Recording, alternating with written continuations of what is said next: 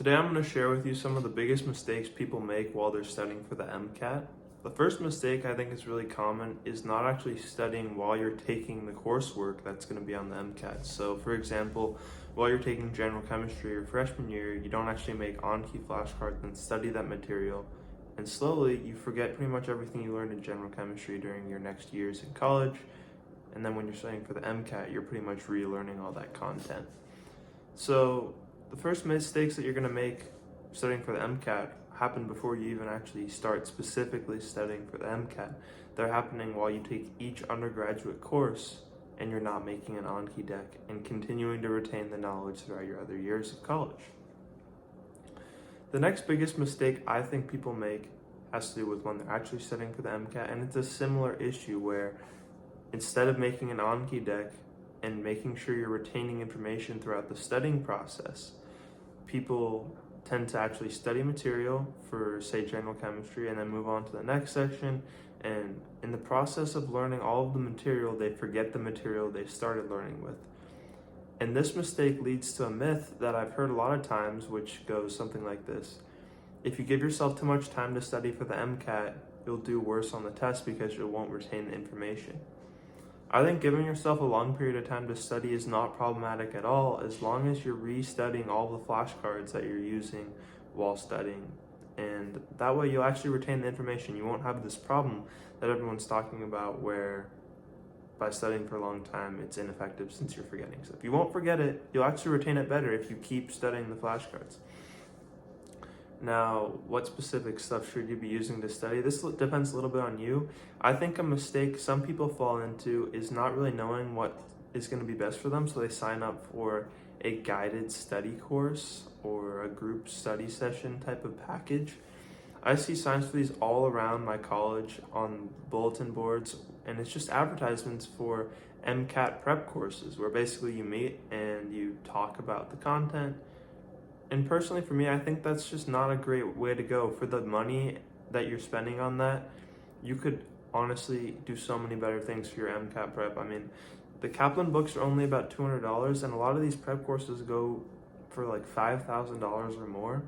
I think that's just a huge mistake. You already have enough expenses as a pre-med between books, housing, undergrad tuition, medical school tuition. You don't need to add extra expenses on for no reason when you could just study for way cheaper. So that's another huge mistake.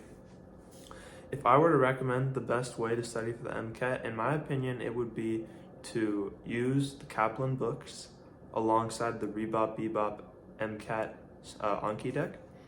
And this is just a great way to study for the MCAT because each chapter of the review books, the Kaplan review books, has a corresponding deck in the Bebop deck. So basically, say you're using the physics book, Anki review book, it has 12 chapters and there are 12 sections for physics. It's 12 separate decks for each chapter, and you can basically just unsuspend all the cards in each deck as you finish each chapter and study them, and you'll retain the information as long as you do your daily review flashcards.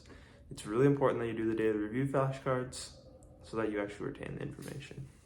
One other huge mistake people make while studying for the MCAT is overvaluing the importance of the MCAT. Obviously, your grades and your MCAT score are extremely important when it comes to getting into medical school, but I like to think of them as something that gets you past the initial filtering, but oftentimes falls short when it comes to actually getting accepted into schools. What I mean by this is that you won't get into medical school just by having a good MCAT score and good grades if you don't have any extracurriculars. It's pretty much required that you have some sort of clinical experience, whether that's volunteering in an outpatient setting, whether that is working as an EMT or working in an actual hospital as a volunteer. Ideally, you'll have a few different types of clinical experience to put on your resume. That way, medical schools can see that you've worked alongside physicians, but also had patient contact. And oftentimes, it's hard to get everything in one position. It's good to volunteer so that you're alongside physicians and also serving underserved populations, and maybe work as an EMT, and that way you're actually working with the patients more directly, taking vital signs, communicating with hospital staff, those sorts of things. I will note though that you can approach this in all sorts of different ways. I spoke with a medical student who is now currently at Stanford's medical school, and he told me that he only did one type of clinical experience. He volunteered at an outpatient clinic that's in Eugene. He went to the University of Oregon for his undergrad degree, and he worked 2,000 hours there of volunteer. And, that's just crazy to me. Think about how many hours that is, right? Basically, all I'm trying to point out here is that getting a lot of hours like that can make up for not having as much breadth. If you actually just show how committed you were to one experience, it could even be better than having a bunch of more shallow experiences, in my opinion. I'm currently on my journey to becoming a neurosurgeon. If you want to follow me on that journey, you can subscribe. If this was helpful, you can like the video. And if you have any questions, leave a comment.